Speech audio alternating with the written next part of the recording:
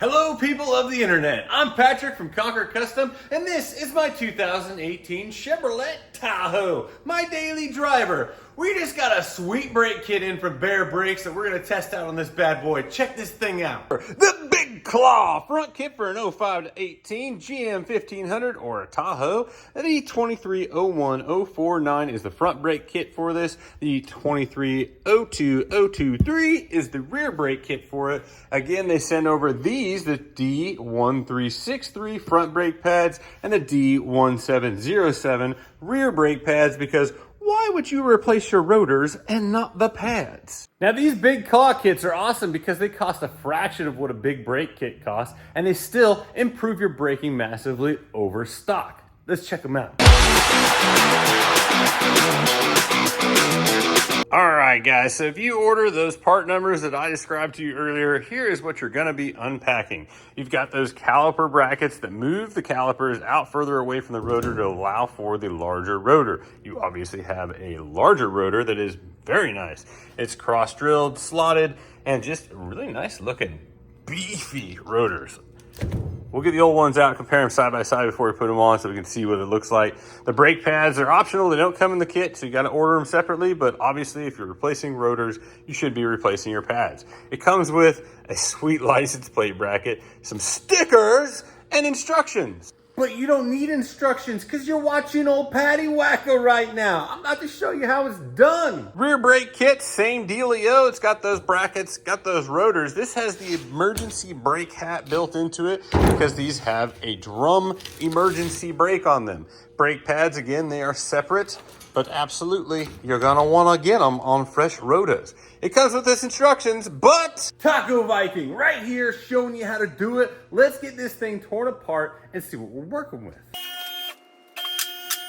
Got all cut up in a katana fight last night, so I'm gloving up for this operation. First step, let's get the wheels off.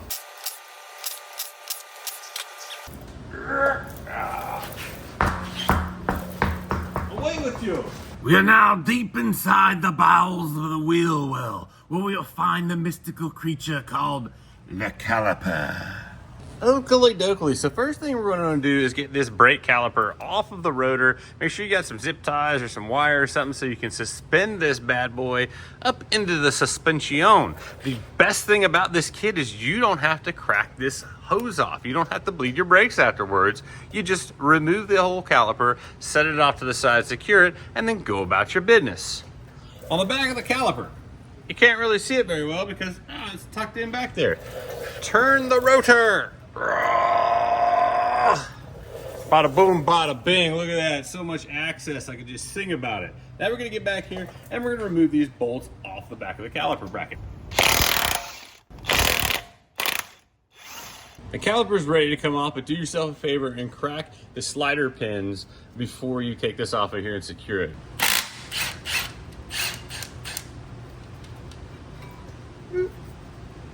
And set it up out of the way. Stay. Now that we've got the caliper out of there, we're going to remove the bracket and the brake pads out of it, put on our new bracket, and get our new brake pads ready for this. There we go. Save these little nuts, these little slider guys. You're going to need them on your new bracket. Get out of there, you. Bloop. Now we got some nice grease on them. With our new bracket, we're going to take our little slider guys, pop them down in the hole, and get that little boot tied up around it, nice and tight. Number one, number two. Very nice. Now because the pistons are slightly protruding from the caliper, it'll be a good idea to take a C-clamp or a vice grip or something and just give those a little squishy action. It'll make it easier for your caliper to get back onto the new rotor. There we go, nice and reset. Now transfer these retaining clips over to your new bracket for the brake pads to lock into. Yarr.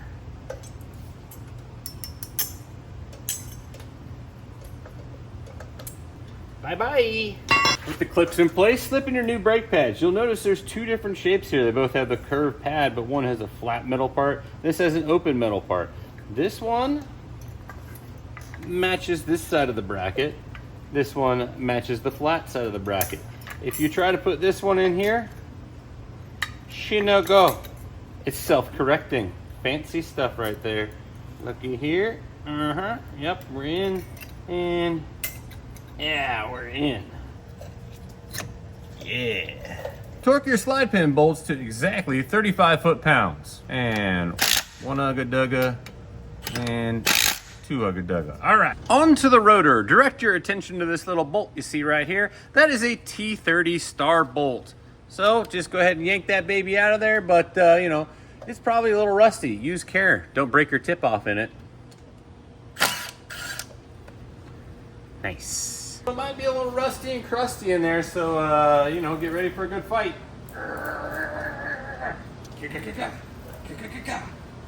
Okay, okay. Ew. Yeah, oh my. Yay, Popsy. Give us a little cleanup. All right, there we go. Holy crap on a cracker, man. These are a massive difference. Look at this. I don't even want to touch it because it's so dirty and old, but look at that. That is a huge difference around there. Massively different. I can't believe that these work with the original calipers by just changing out the bracket. That's a genius idea right there. Obviously, this is a stock rotor, completely smooth, doesn't have any cross drilling, no slotting or whatever. The truck stopped meh. So I'm anticipating these are gonna make a big difference. Look at how nice that is. Real nice. Let's get it on there. Oh man. Look at those bad boys. Voila. Just a little thread locker on this bad biscuit. Bloop. In there. Feels like it's in there. Oh yeah, that's in there. Let's give it a little starter. Just a little bump. Oh yeah, that's our guy. That's our guy. Give it a little thread locker. Bloop. Shaboopy. Shaboopy. Wow, that was so easy to install. Unreal how quick that was. They look incredible. Let's get the wheel tossed on there and see how it looks with the wheel on it. Wow. Look at that. It looks like I just spent $3,000 on a new big brake kit, but guess what? I did not. This is a much more affordable option. Let's get the other side thrown on real quick.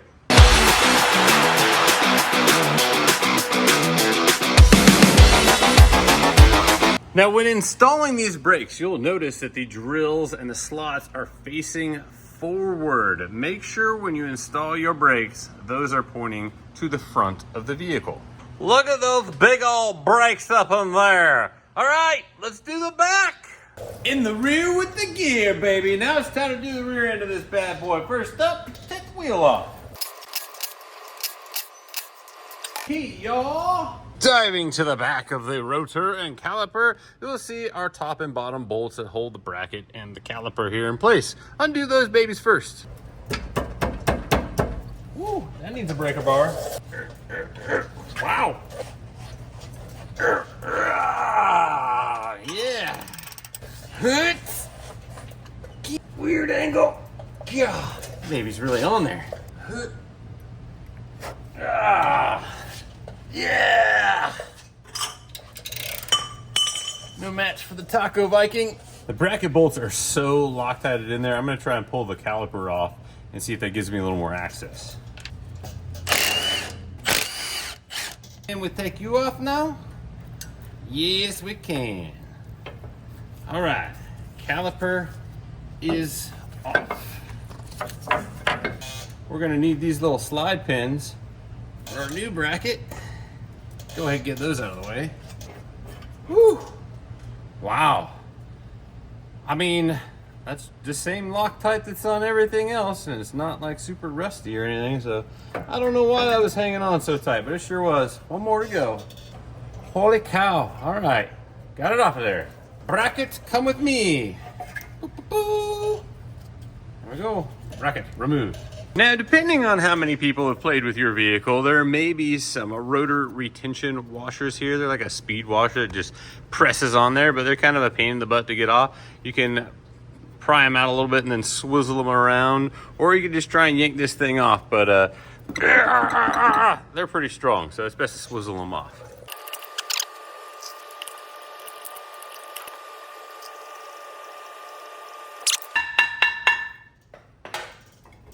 Oh yeah, there we go. All right. Now inside of here, you'll see that we have an emergency brake system. It's an old school drum brake that is inside of the rotor. That's what is stopping the vehicle when you put it on that parking brake that's either on the floor or if you got an electronic one. This is it. It's shoes inside of a drum. Cacao rear brake rotor, Baer brake rotor, clearly a bigger rotor. Not a massive difference like the fronts, but still it is definitely different. It's bigger, it's gonna give you more stopping power, and they're gonna last longer. The bigger this is, that means the longer that it takes for it to travel around by being clamped by these brake pads. So that means there's more surface for these brake pads to grab a hold of, which improves cooling. Now the slots and the cross drills, those help with stop power, but they also help keep it cool. Like when you're going down a big hill, all this clamping action, the more surface it's got, the better it's gonna be. All right, let's get this bracket changed out on that old calipers, and then let's get this bad boy back in the truck. Now, if you look at our old caliper bracket, you'll see these little rubber booties here that were where the slide pins went in, and our new bracket doesn't have them already installed on it. It does come with them though. They're in the installation booklet. Make sure you put some kind of brake lubricant on them, something that'll allow that slide pin to go in and out of there without a whole bunch of problems, and install your boots. That's right, baby. Lube it up. Blip and a blop. There we go. Lubed and popped. When installing the little clippies and the new pads, compare them to the old bracket. So if it was pointing that direction, then it should probably continue to point that direction on the new jobber. Now, if you look at the brake pad here in the old bracket, you'll see a little metal tab right there. This bracket, same little tab, it's on this one. So we're gonna match it like a dot. Oh, it don't go like that, it goes like this. Very good. Pop it in. Come on, get in there. Yeah, there we go. Got them in there, all right. Piston is pushed out on our caliper here, just like it was in the front. So we're gonna depress it a little bit to make our life easier to get this thing on the rotor. Okay, good enough. Since we had such a bear of a time getting those bolts out of the bracket, I'm gonna install the bracket first and then put the caliper on. If you look behind the rotor dust cover, you can see the holes for the bracket here. If I line those up, I will notice that the bracket is tapping this here dust shield. So we're gonna give this a little chippy chop to give it a little bit of clearance so the bracket fits in there nice and even like.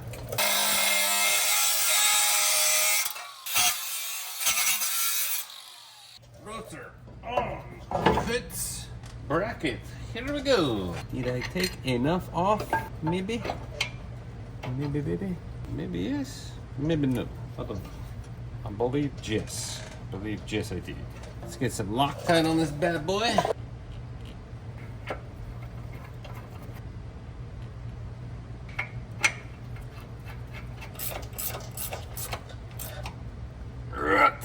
And there we go. Loctite on our bolts for the caliper.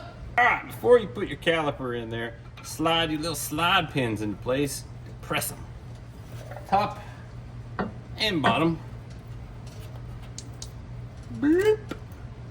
Nice. And then take your caliper and slide it back into place. Take your little caliper bolts. One into two. There we go. Rear brake done. Let's throw the wheel on, and then I'm going to speed through the other side.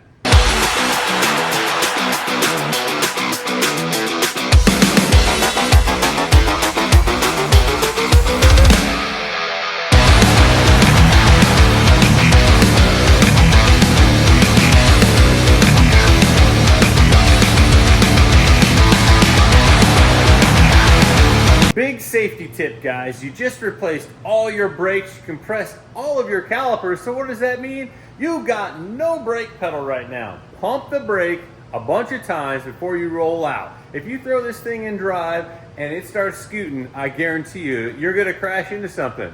I don't know, maybe I have done that before in the past when I was young and dumb and didn't know what I was doing, but I've learned from my experiences. Whenever you change your brake pads and you compress that caliper, make sure that you pump a whole bunch on those brakes before you roll out. Now let's talk about how to season and bed in these brand new rotors that we just got from Baer. Now that you've got your new brake system installed, it's time to break it in properly so it gets maximum efficiency and lasts as long as it possibly can. So, for the rotors, we're gonna wanna season them. Delicious. And then for the brake pads, we're gonna wanna bed them in. Night night, little buddy. Now the seasoning process, you need to drive it for 5 or 6 days, just normal day-to-day daily driving. Don't hammer on the brakes, just nice and easy, normal driving. This will take that zinc coating off where the brake pads are and leaves the zinc coating everywhere else on it to prevent rust all over the thing. But you need to get that initial coating off to really get into this good seasoning, good flavor.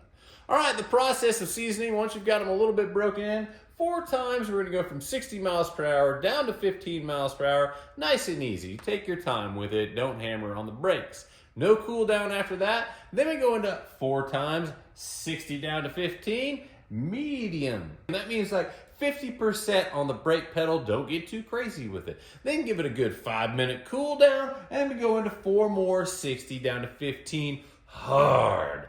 Not full on lockup, but pretty dang hard. We're giving her our gustos. We want to see what this baby can do.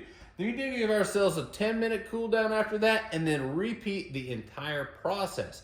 Then let it cool down overnight, and next day do the bedding process for the pads. Now I know you've been driving this thing, you've done this process. You're telling me these pads haven't gotten bedded in? That's right, they haven't.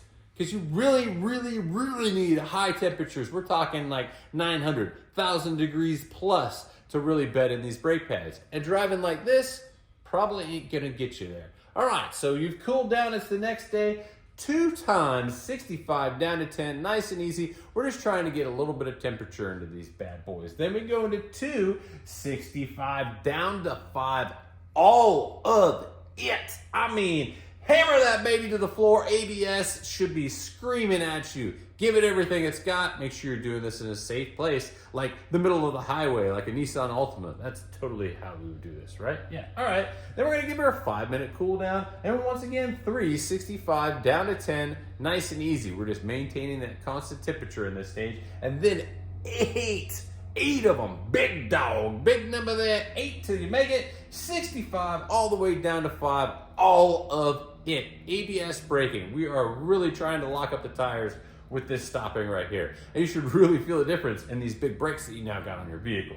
After that, 10-minute cool down, and you, sir or madam, are done. The entire process is finished. You have new brakes on your vehicle that stop it so much better, and they're gonna last forever because you did this process properly. Did you do the process properly? I know you didn't, but you're supposed to.